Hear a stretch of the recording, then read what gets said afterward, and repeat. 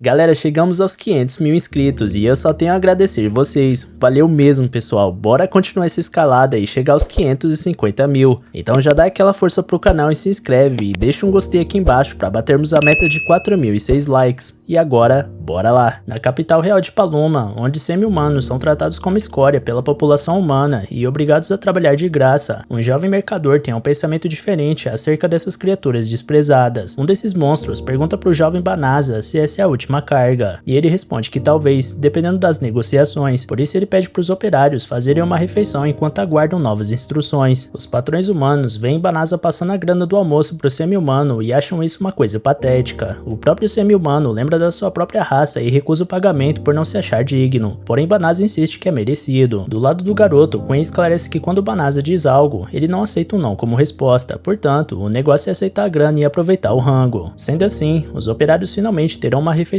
digna. Apesar da boa atitude, os outros humanos acham hipocrisia da parte de Banasa, e ele não entende o motivo de tanta discriminação com a outra raça. Enquanto Queen explica que esse preconceito é típico da capital, Banasa era transportado por uma estranha magia que atinge seu corpo. Assim que ele chegou em um novo mundo, uma voz afirma que a convocação do candidato número 198 a grande herói foi um sucesso. Logo, Banasa era recebido no reino mágico de Cly Road. O humilde mercador acha que isso tudo não passa de um engano, porém o representante do reino afirma que é chegada a batalha contra o exército das trevas, por isso potenciais heróis de outros mundos são chamados para derrotar o exército do Lorde Demônio. Na sequência, uma serva chega com um artefato para avaliar as habilidades do jovem, e o representante explica que os candidatos recebem bênçãos divinas dos deuses em troca de retornar ao nível 1 após serem invocados. Essa bênção é chamada de revelação divina e concede poderes impossíveis de adquirir por treinamento. Curiosamente, Banasa era capaz de ler esse idioma estrangeiro, onde uma placa mostra suas habilidades, porém a serva nota que não aconteceu nenhuma revelação divina, porque essas estatísticas mostradas são a de um homem comum. Banasa explica que é exatamente isso que ele estava tentando dizer, porém os residentes de Cly Road sentem que fracassaram com essa convocação.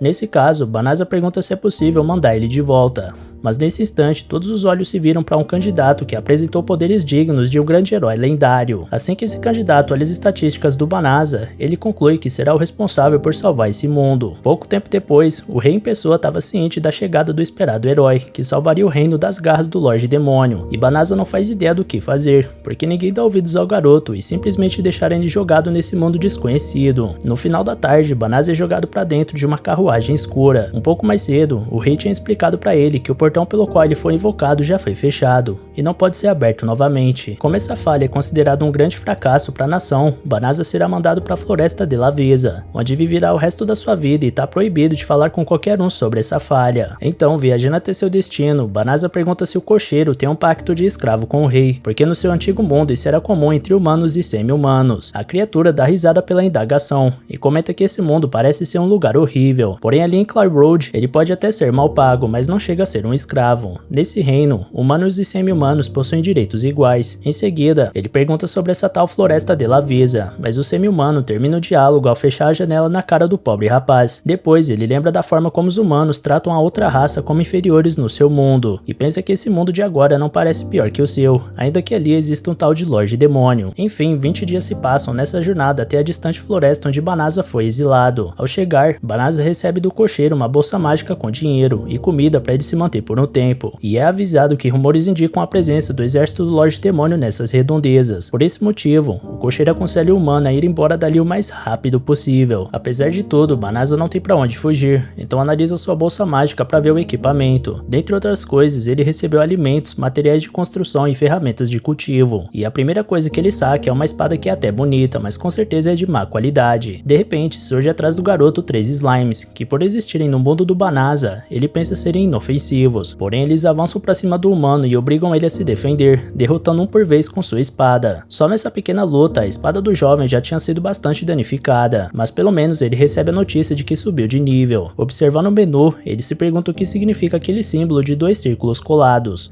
enquanto recebe autorização para ligar a orientação por voz. Doido para ter alguém com quem conversar, Banasa se anima com a ferramenta e logo é avisado por ela que recebeu 2 feitiços mágicos de rastreamento, a atração de monstros e a recuperação forçada. Banasa acredita que essas habilidades foram o que atraíram os slimes, e levando em conta que deram uma espada péssima para ele, o mercador conclui que obviamente estão querendo varrer ele do mapa. Contudo, o sistema oferece a possibilidade de remover esses feitiços da bolsa, então o exilado manda tirar os 2 sem pensar 2 vezes. Isso faz Banasa se questionar por que afinal eles colocariam esses feitiços tão fáceis de remover, mas nada faz sentido na sua cabeça. No momento, ele precisa arranjar um lugar para se proteger, mas antes de ele entrar na floresta de Laveza, o sistema alerta que ela está contaminada com alta concentração de Malicium, um nome genérico para substâncias líquidas ou gasosas emitidas por demônios e que causam sérios danos às raças humanoides. Por isso, o sistema se oferece para purificar a floresta, e sem fazer ideia de como ele tem permissão para pedir isso, Banasa não recusa a proposta. Esse feitiço vai consumir 1/3 da magia do exilado, mas não é como se ele fosse um mago supremo das trevas, então essa mana perdida simplesmente não vai fazer falta nenhuma. Logo, uma energia mágica extremamente intensa varre toda a extensão da floresta de Laveza, e em poucos segundos a intensa luz tinha exterminado todas as impurezas do recinto. Com esse efeito extraordinário, o mercado upa tantos níveis que o sistema empilha notificações de level up, que quase ameaçam derrubar o pobre garoto no chão. Nesse meio tempo, a primeira princesa de Cly Road denuncia ao rei a crueldade em exilar aquele candidato herói por um erro cometido pelo próprio reino, ainda mais por causa dos boatos de forças demoníacas montando sua base de linha de frente por lá. De repente, um subordinado alerta que a purificação, a mais elevada magia sagrada de todas, acabou de ser usada. Com a notícia, o rei pensa que o grande herói dos cabelos dourados acaba de subjugar o exército do Lorde Demônio, mas na verdade o feitiço não foi usado no sul, para onde esse herói se dirige, mas sim em uma floresta no extremo norte. Enquanto isso, em uma floresta no extremo norte, Banasa atinge o nível 367 sem mover um músculo sequer, e ele nota que aquele símbolo estranho no sistema ainda não mudou. Logo ele decide desativar as notificações de level up para o seu cérebro não fritar, e ao questionar quanto de mana ainda falta para ele, o sistema mostra sua magia sendo restaurada completamente em poucos segundos. Depois, o sistema oferece a magia mudança de aparência, então ele aceita a oportunidade de não ser mais reconhecido pelo reino de Cly Road, e para garantir que isso aconteça, escolhe o gênero feminino para se remodelar, ganhando atributos físicos salientes. Porém, ele percebe que não vai conseguir parar de se olhar no espelho caso se mantenha dessa forma, portanto volta ao gênero masculino, e sua remodelagem permitirá que ele entre e saia de Cly Road sem ser reconhecido como Banasa. Em seguida, o sistema indica o feitiço de teletransporte para levar o jovem de volta para a capital, e como não é bobo nem nada, o mercado abraça a vida fácil e vaza da floresta. Ao chegar na capital real, Banasa fica impressionado por ter usado uma magia que só os feiticeiros mais poderosos podiam invocar no seu antigo mundo. Pensando nisso, ele tem a ideia de usar a mesma habilidade para retornar ao seu universo de origem, mas quando nada acontece ao comandar a ordem, o jovem nota que aí já é pedir demais. De qualquer forma, agora ele precisa pensar num jeito de arranjar dinheiro para sobreviver nesse mundo, então sai em busca de uma guilda de aventureiros para fazer missões de caça a monstros ou transporte de carga. Nessa hora, o sistema surge de novo para dar seguimento à vida fácil, mostrando o caminho da guilda de aventureiros de Cly Road pro humilde mercador. Chegando lá, ele é avisado que a guilda classifica os aventureiros que sobem de rank ao fazer missões, e conforme forem subindo de classificação, poderão acertar missões mais difíceis e que pagam melhor. Sendo assim, Banasa se registra e quase usa seu nome original, mas consegue se corrigir a tempo e escolhe a alcunha de Fleo, o nome do seu cachorro. Portanto, Fleo estava finalmente registrado na guilda aventureiros, então recebe um pingente onde suas informações são armazenadas. Resolvido isso, ele começa a procurar seus primeiros trabalhos, até que ele encontra uma jovem garota pedindo uma companhia para levar ela até a floresta de Laveza. Até dinheiro a garota oferece pela escolta, porém ninguém se oferece para esse serviço, levando em conta dos boatos sobre a presença das forças demoníacas na região. Um semi-humano comenta que uma força de domínio do reino será enviada em breve, porém a jovem não pode esperar porque sua família vive lá perto e corre grande perigo. Mesmo com esse pedido de ajuda, a dupla de aventureiros empurra a garota ao se cansar da insistência. Então Fleo surge com seu charme inigualável para salvar o dia da donzela. Com todos em volta olhando espantados, Fleo afirma que pode teletransportar os dois até a floresta, e isso faz a guilda inteira se questionar como um moleque daquele era capaz de fazer isso. Nesse instante, um membro dos Cavaleiros Reais, chamada Balirosa, manda Fleo se afastar da garota, porque certamente o cara não parece um mago habilidoso bastante para invocar essa magia tão avançada. Ela e suas companheiras supõem que o homem tá planejando sequestrar a pobre garotinha, então Fleo tenta limpar sua barra ao se apresentar e convidar todas para acompanharem essa jornada. Fleo cumpre sua palavra ao teletransportar o grupo até a floresta. Por causa do uso dessa magia, uma feiticeira pergunta se ele é um mago do mais alto nível, porém Fleo responde que é só um novato que é fã de magia. Em seguida, todas pedem perdão por terem julgado errado o aventureiro, e a pequena garota repara que o Malicium da floresta foi todo embora. Fleo ia avisar o que rolou, porém o sistema alerta que é perigoso informar a um demônio que ele usou a purificação. Fleo não entende o porquê a garotinha seria um demônio, enquanto Balirosa e as outras mulheres apontam suas armas para a criança. O mercador tenta entender o que está acontecendo, então a líder das mulheres conta que a guilda alertou sobre uma jovem suspeita que solicitou assistência para viajar até a floresta de Laveza. Com isso, a criança perde sua expressão inocente e se apresenta como Fenris, irmã mais nova de Fengaril, dos Quatro Infernais. Fenris diz que que seu irmão enviou ela para observar o inimigo e encontrar comida, mas agora vai ter que eliminar esses intrometidos. Então ela solta uma nuvem de Malicium que derruba todas as combatentes humanas, porém Flew continua de pé, e por isso o lobo promete acabar com ele depois que derrotar todas em volta. O Lupino tenta devorar Balirosa, porém o aventureiro salva a mulher na hora. Apesar disso, ele não pode lutar e ainda proteger todas ao mesmo tempo, por isso ele manda o sistema teletransportar todas de volta pro castelo de Clyde. Feito isso, Fenris pergunta se o humano quis ficar para virar almoço, porém o jovem promete não morrer até descobrir o que realmente aconteceu com ele. Até lá, ele vai testar todos os feitiços que puder, e o primeiro que ele utiliza é o salto meteórico para escapar de uma investida do lobo gigantesco. Ao pular por cima da fera, ela tenta acertar Flew com sua cauda, porém ele invoca uma muralha de terra para se proteger e contra-ataca com o redemoinho. Quando Fenris se livra, Flew joga uma magia de gravidade e consegue prender a fera gigante no chão. Diante disso, ele precisa pensar rápido como derrotar o inimigo. Então o sistema recomenda uma magia de subjugação que domina o alvo e faz você controlar seus pensamentos e ações. Se lembrando do sofrimento dos semi-humanos no seu mundo, Flew recusa a recomendação e pede outra, enquanto Fenris tenta se soltar da gravidade imposta sobre ela. Porém, o sistema insiste na mesma magia de escravização, e ao passo que o lobo busca se fortalecer com suas magias, Flew não sabe o que fazer, porque não aceita chegar nesse mundo e cometer o mesmo erro dos habitantes da sua terra. No entanto, Fenris perde sua mana ao tentar se livrar da gravidade, e ao desistir, ela pede pro humano executar ela, porque não há caminho na vida para um guerreiro que não consegue lutar. Por sua vez, Flew revela que nem ao menos gosta de lutar e liberta a fera. Fenris questiona se ele vai poupar um demônio, inimigo natural da humanidade. Porém, Flew não se importa se é um demônio ou um homem, ele não vai matar alguém que se rendeu. Diante disso, Fenris ressalta o quanto o garoto é inocente, e logo depois reassume sua forma humana. Flew cobre a garota que ficou nua após a transformação, e ele pede para ela jurar não entrar em mais conflitos com os humanos, porque assim ele vai permitir que ela vá para onde quiser. Logo ele abre sua bolsa em busca de uma roupa para ela, porém ela desmaia por esgotamento de mana. Por isso ele monta um acampamento para a garota descansar, enquanto avalia suas magias no menu. Lembrando do feitiço de teleporte que causou tanto rebuliço na guilda de aventureiros, Flew se pergunta por que ele tem uma habilidade tão avançada. Ao despertar, Fenris abre a cortina da barraca e observa o humano, refletindo que nem ela teve qualquer chance contra ele, mesmo tendo certeza que os humanos eram uma raça frágil. Então, com sua mana completamente restaurada, ela comenta com Flew que qualquer outro teria matado e retirado a pele dela. Por isso, ela decide se tornar serva do humano e promete não entrar mais em conflitos com a espécie dele. Ao escutar ela chamar Flew de mestre, ele deixa claro que não precisa de nenhuma escrava. Porém, Fenris usa a mesma estratégia do gatinho do Shrek ao fazer cara de pobre coitada, mas o garoto se mantém firme na sua decisão. Diante disso, Fenris anuncia que só resta morrer e tenta se cortar com uma das suas garras, e com isso, Flew volta atrás e chama ela para acompanhar ele. Logo depois, Flew explica que veio de outro mundo, convocado como candidato a grande herói, mas viram que ele não tinha nenhuma habilidade e exilaram ele na floresta. Desde então, ele usa uma magia para alterar sua aparência e não ser identificado pelo reino de Clyde. Portanto, Fenris vai se arrepender caso decida seguir o garoto de fato. A garota não se importa com nada disso, porque uma regra dos lupinos é viver em função do seu mestre até o fim dos seus dias. Sendo assim, Fenris pede definitivamente pro Flew deixar ela ficar ao seu lado, e quando ele pergunta de volta se ela realmente quer isso, a garota abraça o garoto como resposta. Enquanto isso, no reino de Clyde, o grande herói comunica ao rei que suas forças, que foram enviadas para atacar o exército do Lorde Demônio, acabaram sendo derrotadas. Por isso, ele quer saber que tipo de soldados são aqueles concedidos pela coroa. Afinal, eles entraram em pânico e quebraram a formação ao ver uma simples esfera mágica, e por isso acabaram exterminados. Frente a isso, o rei questiona se realmente a culpa é toda dos soldados. Então o grande herói responde que o soberano deveria agradecer por ele ter trazido alguns deles vivos para casa. Após a partida do famoso guerreiro, o rei pergunta para um soldado como foi o rendimento do herói em batalha, e o soldado conta que ele permaneceu na retaguarda do exército o tempo inteiro, e quando o conflito estourou, ele fugiu enquanto suas tropas lutavam por suas vidas, e ainda jogou a responsabilidade disso aos homens que ficaram. Nesse meio tempo, o grande herói dos cabelos dourados está revoltado porque tem um mês que ele está treinando direto, mas suas habilidades só são fortes o bastante para lutar contra humanos ou feras mágicas fracas. Nesse instante, chega uma mulher chamada Tsuya, e o herói pede desculpas por ter feito ela esperar. Tsuya responde que esperar é uma das suas funções como serva dele, então o herói decide oferecer todos os luxos que puder à mulher com o dinheiro do castelo. No dia seguinte, Flew ressalta que precisa ganhar dinheiro para viver nesse mundo, por isso vai arranjar trabalho na guilda e depois pagar uma hospedaria para passar a noite. Fenris esclarece que vai estar acompanhando o mestre, porém ele diz que não gosta de ser chamado assim, mas quando ia dizer seu nome, um comerciante oferece vegetais recém-colhidos para a esposa. Fenris não entende o motivo de ter sido chamada de esposa, então Flew explica que o cara pensou que eles fossem casados, e que pode ser interessante fazer as pessoas pensarem desse jeito para que que eles possam viajar sem levantar tantas suspeitas. Sem pensar duas vezes, Feliz aceita o convite, porque não tem honra maior para uma mulher lupina do que ter um marido forte. Fleo lembra que isso seria só encenação, porém a garota já começa a chamar o rapaz de querido. Ao chegarem na guilda de aventureiros, Feliz se inscreve como membro e acha intrigante o cordão que os humanos usam para se identificarem, e Fleo mostra o dele pra garota. Feliz acha que eles combinam pelo fato dos dois terem um cordão parecido, então ela lembra de um ritual de casamento da sua raça, onde o casal engole alguns ossos de uma presa que eles caçaram juntos, e ter um acessório combinando lembrou ela disso. Nesse instante, a atendente da guilda pergunta qual nome Feliz vai usar no registro, e como ela ia dizer seu nome real pra mulher, Fleo interrompe a tempo e responde que ela vai usar a alcunha de Iris. Depois disso, enquanto buscavam um trabalho, a garota pede perdão por ter esquecido de ocultar o nome verdadeiro, mas ainda assim, Fleo acredita que ninguém vai descobrir a identidade dela com essa transformação de humana. Por falar nisso, ele vai precisar que ela haja como uma, então pede a colaboração da serva. De repente, uma mulher anuncia uma missão urgente, porque um grande grupo de Psycho Bears foi visto ao norte vindo em direção ao reino. Segundo rumores, os Psycho Bears foram os responsáveis por destruir o exército do grande herói, e por isso os aventureiros hesitam em pegar esse trabalho. Como é uma missão urgente, a representante da guilda libera ela para qualquer rank que queira, e dobra em 10 vezes a recompensa por cada urso abatido. Fleo acha uma proposta lucrativa, mas prefere evitar esses ursos por achar que não é capaz de enfrentar eles, então Feliz se propõe a ir sozinha, fazendo o humano trocar de ideia e acompanhar a serva na jornada. Ao chegar na floresta onde os Psycho Bears foram vistos pela última vez, a dupla se aproxima de um vilarejo onde fica a casa vazia que a guilda disponibilizou para os aventureiros dessa missão. Planejando fazer a casa de base, Feliz tem certeza que os dois juntos são capazes até de enfrentar o próprio Lorde Demônio, até que escutam um grito de longe e vão ver de onde veio. Embaixo do precipício, um conhecido grupo de cavaleiras está cercado por Psycho Bears, e Feliz sugere que eles ignorem esse grupo porque elas parecem fracas demais. Lá embaixo, Ballyrosa pede para Blossom recuar porque está gravemente ferida, e ao usar só um dos braços para empunhar sua pesada espada, a garota acaba sendo derrubada por um urso. Porém, Fleo salva a mulher com sua magia de relâmpago. Depois, outro urso ataca Belano, a maga do grupo, então Feliz esmaga a criatura com um pisão. Diante do conflito resolvido, Ballyrosa nota que é o Fleo, então a equipe agradece por terem sido salvas mais uma vez por ele. Ballyrosa confessa que ficou preocupada em deixar o garoto sozinho contra aquela besta maligna, embora acreditasse que ele pudesse se virar sozinho. Escutando a forma como foi chamada, Feliz acaba expressando sua raiva, então Fleo conta que essa garota é Iris, sua companheira de viagem, deixando ela nervosa por não ter sido apresentada como sua esposa. A raiva é tanta que assim que outro Psycho Bear se aproxima, o demônio olha nos olhos da fera com uma expressão sinistra e faz o urso desmaiar no ato. Ainda por cima, o urso se rende à garota e faz o mesmo olhar que ela fez com o Fleo, por isso ela deseja fazer desse urso um novo subordinado ou um bichinho de estimação. Afinal, os Psycho Bears são pragas ferozes conhecidas por terem dizimado o exército do grande herói, portanto serão muito úteis. Enquanto a equipe das mulheres treme de medo, Fleo decide impedir que o urso ataque mais pessoas, então usa uma magia de restrição para manter o animal sob controle, e logo depois usa sua magia de mudar a aparência para tornar a fera num pequeno animal que tá longe de causar pânico. Fenris pergunta qual vai ser o nome do bicho, então Fleo sugere Saibe por ter a ver com o nome da raça. Observando a cena, Ballyrosa não entende como aqueles dois não apenas acabaram com todos os Psycho Bears, mas também domesticaram um, por isso a guerreira se aproxima para pedir um favor. De volta à base, ela agradece Fleo por ter salvado elas 2 vezes, por isso decide se apresentar formalmente pro rapaz. Ela é Ballyrosa, cavaleira de Clyde Road, enquanto Blossom usa os músculos que ganhou com o trabalho pesado na fazenda para servir na linha de frente. Bilary costumava cuidar dos cavalos do exército até se tornar uma guerreira, e Belano é uma feiticeira especialista em magia defensiva. Logo, a líder do grupo revela que gostaria do treinamento de Fleo, porque ao ser derrotado em batalha, o grande herói anunciou que só vai enfrentar o Lorde Demônio acompanhado de guerreiros que possam ser seu braço direito, e depois se trancou na fortaleza. Diante disso, o rei estipulou que o exército deve treinar até ser capaz de derrotar Psycho Bears, e como ainda não são capazes, as mulheres querem a ajuda do Fleo. O garoto se pergunta como vai ensinar se nem ele sabe como usa suas magias, enquanto Fenris mostra sua ira demoníaca diante da cara de pau das garotas, em darem em cima do seu homem, na cabeça dela. Diante disso, Fleo aproveita para deixar claro que tudo o que quer é ter uma vida ao lado da sua esposa Iris, então o demônio se acalma. As garotas se mostram surpresas e lamentam não poderem ser treinadas por esse motivo, porém a própria Fenris incentiva o treinamento, porque ninguém melhor que ela para saber o quanto esse rapaz ajuda os necessitados, e como sua esposa, cabe a ela respeitar sua decisão. Sendo assim, Fleo decide acolher a equipe, e depois de comemorar a notícia, as garotas pedem para ficar na casa dele, porque é perigoso acampar nessas redondezas repletas de muros. Fleo acha que tá enrascado, porém Fenris diz que não tem problema nenhum, porque ali tem quartos o bastante. Enquanto isso, uma subordinada subordinada chamada Uliminas informa ao seu mestre, o Rei Demônio, que o feitiço de purificação que aniquilou o exército do Fengaril na Floresta de Lavesa não foi invocado pelos magos de Cly Road. Na verdade, foi uma pessoa em específico. Diante disso, o Lorde Demônio se surpreende com a capacidade de um só humano ser capaz de fazer isso, portanto manda Uliminas capturar esse indivíduo. Por falar no sujeito, Flea acorda na companhia da Riz, que parecia esperar pelo despertar do moleque igual um gato olha para um rato. Flea questiona esse comportamento, mas na cabeça da garota, nada mais normal que isso, já que agora eles são um casal. Na hora, o rapaz se lembra da noite passada, onde Riz chamou ele para dar aquela sentada ao seu lado na cama, porque segundo ela, estaria disposta a se entregar de corpo e alma pro seu mestre. Flea dá pra trás e nega a proposta, fazendo a Lupina achar que não é amada, mas logo ele explica que essas coisas levam tempo, com etapas que deveriam ser respeitadas. Coberta de razão, Riz reclama que relações humanas são complicadas, e o moleque comprova isso indo dormir no corredor. Porém, ela comenta que as outras vão duvidar do relacionamento dos dois se virem ele solto por aí, o que obriga o pobre rapaz a dar meia volta. Sem dar um segundo de fôlego pra ele, a garota lembra que tá na hora de trocar de roupa e puxa a blusa dele sem dó, no momento em que a Balirosa entra sem bater na porta pra falar sobre o treinamento, mas tem que vazar na mesma hora ao presenciar aquela cena. Mais tarde, quando o treinamento começa pra valer, Balirosa saca sua espada contra o enorme javali e se declara como cavaleira de Clay Road. Porém, a fera não parece muito amedrontada com esse título, botando a loira pra correr. Blossom demonstra mais coragem e se coloca à frente com sua pesada espada, enquanto Riz manda Belano criar um escudo pra salvar a pele da companheira. Em seguida, Flea manda Bilere agir, então ela dispara uma flecha no javali que surte o mesmo efeito de uma bolinha de papel. Pra piorar, a maga do grupo fica sem mana, então Blossom fica isolada pra tancar o gigantesco porco selvagem. Sendo assim, ele coloca a equipe pra praticar corrida à força. Depois do treino, Flea mostra pras garotas o novo quarto delas, porque a recompensa pela execução dos Psycho Bears garante um pagamento bom bastante pra desembolsar uma nova casa. Nesse instante, Riz sobe pra chamar o povo pra janta, e tudo que eles veem sendo servido eram vários bifes crus do javali que eles acabaram de caçar. Flea comenta que eles preferem um pouco mais assado que isso, então deixa sua esposa descansando e se prepara para cozinhar com a Balirosa, enquanto Saib concorda com a Lupina que carne crua é muito mais saborosa. Algum tempo depois, todos ficaram impressionados com o banquete servido na mesa, e Flea elogia o talento da Balirosa pra cozinha. Ela conta que sua família não tinha um tostão, apesar de nobre, por isso ela acabava ficando a cargo de cozinhar, e isso fez ela aprender muitas coisas. Quando o almoço começa oficialmente, todos devoram a refeição com vontade, porém Riz acha que essa salada é comida de jabuti, coisa de herbívoro. Depois de insistir um pouco, Flea consegue convencer a esposa a experimentar, então leva apenas um segundo para ela se render às maravilhas da culinária humana, com sua salada temperada e a carne mal passada com sangue espirrando pelas entranhas. O problema foi quando ela escutou que a Balirosa que assou a carne, então o ciúme bateu na porta e fez a Lupina pedir para assar da próxima vez. Ao chegarem na guilda com uma pilha de javalis da montanha, o grupo surpreende todos em volta com essa caça produtiva, mas Flea acaba chamando mais atenção do que gostaria com isso. Enquanto a guilda avalia a caça, Riz pede para dar um pulo na cidade para resolver um problema pessoal, até que Leolith, um funcionário da guilda, pede para trocar uma ideia com o humano. Então, enquanto Flea acompanha o Homem-Gato, Riz se compromete a dar tudo de si na sua missão. Conversando com Leolith, Flea escuta que suas façanhas estão correndo aos quatro cantos do reino, portanto Cly Road gostaria de ter o garoto a serviço do grande herói, assim recebendo o título de cavaleiro honorário. Afinal, não é todo dia que se vê uma dupla de aventureiros dessa idade derrotando monstros de rank A. Flea avalia a proposta, mas decide negar por não ter motivos para entrar em conflito com os demônios, até porque sua esposa é um. Ao pisar fora da guilda, o aventureiro encontraria toda suja da cabeça aos pés. O garoto pergunta se ela foi atropelada por uma carruagem, mas na verdade ela estava tendo aulas de culinária, onde a professora ensinava que o caminho para o coração de um homem é o estômago. Riz se esforça para aprender a cozinhar, mas ela simplesmente não leva jeito nenhum, então explode o tomate com a mão, joga o pote de farinha inteiro na carne e por fim explode a panela que manchou seu corpo inteiro. Mais tarde, o grande herói tá num chá de boneca com suas amigas, até que fica sabendo da última fofoca do reino, sobre uma dupla que veio ganhar nas manchetes de Cly Road com seu talento. Então o herói deseja que seus subordinados cheguem o quanto antes para retomar os ataques contra os demônios. Um mês depois, representantes do reino continuam voltando na casa do Flea para convencerem os aventureiros a se juntarem às forças de Cly Road, mas o garoto continua rejeitando a proposta. Passada mais uma oferta, Flea vai dar uma olhada na horta que ele tá montando nos fundos, e Blossom tá dando uma força na terra para compensar tudo que o aventureiro tem feito por elas. Junto do Saib, ela pede para eles ficarem por conta do cultivo, e Flea acha o trabalho dela tão bom que passa a acreditar que ela leva a horta mais a sério do que o treino com a espada. Dentro da floresta, Riz tenta convencer a Bileres a usar uma família de aves como alvo, mas a garota tá com pena de matar os bichinhos que ela acha tão fofos e inocentes. Reed argumenta que a carne desse pássaro é macia e suculenta. Porém a arqueira se mantém firme como a primeira vegana de Clay Road. Quanto à maga do grupo, Billy recebe do Frio um anel mágico para aumentar sua mana, e ele pede para ela usar no treino de hoje para ver a diferença. Desatenta ou nem tanto, Billy estava prestes a colocar o anel no dedo anelar, porém Liz estava na cola dela para evitar isso. Por último, Ballyrosa estava apanhando de uma larva gigante e implorando pela ajuda do Frio, porém quem salva a cavaleira é Liz, que sem demonstrar paciência, manda Ballyrosa parar de bancar a donzela em perigo, porque isso não passa de um truque para chamar a atenção do marido dela. A cavaleira fica sem entender enquanto Oliminas se move escondida na mata. Durante o almoço, todos se surpreendem com o enorme avanço da Lupina nos seus dotes culinários, então ela explica que passou esse tempo inteiro praticando sempre que podia, e que antes ela achava que essa era uma atividade simples que se resolvia com mágica. Entretanto, logo ela descobriu que nem tudo podia ser feito com esse tipo de atalho, e no final foi ótimo aprender algo que não envolva arrancar a cabeça do inimigo, e de quebra ainda agrada o maridão com um prato de curry picante. Enquanto isso, do lado de fora, Oliminas reconhece feliz a guerreira mais formidável do Lorde Demônio, rodeada amistosamente por humanos. Para surpresa dela, a própria Ari estava ciente da sua presença, e logo chama o demônio para tomar um chá. Fleo fica espantada ao descobrir que Oliminas é assistente do Lorde Demônio, então ela conta que só estava observando os arredores e chegou ali por acaso. Riz conta que casou com esse homem ao lado dela, e diante do queixo caído da ex-companheira de exército, Riz pergunta se por acaso ele tem a intenção de atrapalhar isso. Oliminas nega a acusação enquanto queima a língua no chá, que Riz faz questão de comentar que está na temperatura perfeita. Analisando seu entorno, Oliminas reflete que a Fenris virou outra pessoa desde que saiu do exército, e ela acha surpreendente esse homem não ficar com medo diante de dois demônios, mas o pior é ela não conseguir medir as habilidades dele com seu poder de avaliação, já que nenhum Lorde Demônio escapa disso. Para dar corda na missão, Oliminas se finge e comenta que não se deparou com monstro nenhum na floresta de Lavisa, então o Fleo comenta que sua purificação deu certo, fazendo a demônia cuspir o chá com espanto. Logo ela lembra Fenris que foi esse humano que matou o irmão dela, Fengaris, assim como as tropas que acompanhavam ele. Riz manda a ex-colega calar a boca, mas a essa altura Fleo quer saber do que ela tá falando. Então, Riz conta que já suspeitava disso, porque poucos humanos são capazes de lançar um feitiço de purificação. Logo ela conta que seu irmão, Fendaris, é um dos 4 infernais, mas que a culpa foi toda dele em ser derrotado. Por isso, quando sofreu o mesmo destino, Riz decidiu tornar Fleo seu mestre para admirar sua força. Bisbilhotando atrás da porta, a equipe das garotas fica de boca aberta com essa revelação, e Belano chega a desmaiar com um plot twist. Enquanto isso, Liminas percebe que Fenris se tornou uma inimiga, e em seguida convoca Fleo para um duelo para testar o poder do escolhido de Fenris. A esposa do garoto alerta que esse demônio quer matar seu marido usando essa desculpa, mas ainda assim a serva do Lorde Demônio consegue o duelo, e estabelece o uso livre de magia, e perde quem desistir primeiro. Dito isso, Liminas lança as garras venenosas de gato no inimigo, planejando distrair ele enquanto ataca por baixo com outro feitiço. Porém, Fleo dissipa as duas magias com um estalar de dedos, e em seguida lança a crucificação sobre a oponente, prendendo ela. Feito isso, o humano deixa claro que jamais vai permitir que qualquer um encoste na sua esposa, ao passo que a rival se rende. No dia seguinte, o dono da casa comenta com as garotas que não contou sobre a verdadeira identidade da Riz para evitar problemas, mas entende se elas quiserem denunciar pro reino. Mas antes de qualquer coisa, Riz anuncia que não serve mais ao Lorde Demônio, porque decidiu servir ao seu marido. Ballyrosa recorda que o dever delas, como cavaleiras de Clay Road, é denunciar esse tipo de coisa, mas elas não enxergam má intenção nesse caso. Blossom acrescenta que o grupo delas já conversou entre si, e todas concordaram em deixar isso pra lá, porque Fenris ajudou muito com o treinamento delas, e seria injusto jogar aos lobos quem tanto auxiliou elas. Embora as garotas estejam do lado da Lupina, só a ex-parceira não compartilha desse sentimento. Então ela retorna nessa manhã com a legião de dragões do Lorde Demônio para cumprir sua missão de eliminar o humano e sua esposa traidora. Ballyrosa comenta que essa legião foi a responsável por dizimar incontáveis batalhões humanos no passado, enquanto Luminas oferece a rendição aos seus inimigos. Porém, o único sentimento que Filho demonstra é a empolgação por estar vendo um dragão de perto pela primeira vez na vida. Luminas fica irada com o desprezo e ataca com uma bola de fogo. Então o humano responde com a magia sagrada do martelo divino, fritando a maior parte da legião mais poderosa de dragões demoníacos em um segundo. O resto que sobreviveu mete o pé sem pensar duas vezes, enquanto Luminas é deixada para trás e corre por sua vida. Riz xinga ela por ter tentado matar seu marido de novo, enquanto Blossom adoraria ser capaz de acertar um desses dragões para chamar sua enxada de ceifadora de dragões. Então Fleo se manifesta e manda ela atacar a enxada contra a fera alada, e assim que a mulher faz isso, o aventureiro fortalece a ferramenta com velocidade, perfuração e elemento sagrado, dando poder o bastante para a enxada atravessar o pescoço da fera alada que cruzava os céus. Com isso, Blossom realmente ganha o título de ceifadora de dragões. dragões, então o resto do grupo se apressa para pedir sua vez de fazer o mesmo, porém os monstros voadores já tinham ido embora. Vendo Balirosa lamentar do outro lado da sua caveira refletora, o Lorde Demônio descobre que esse tal humano nem é o grande herói, e ainda assim consegue lançar magias de um nível tão alto. Por essa razão, o Lorde decide agir e tomar o próximo passo.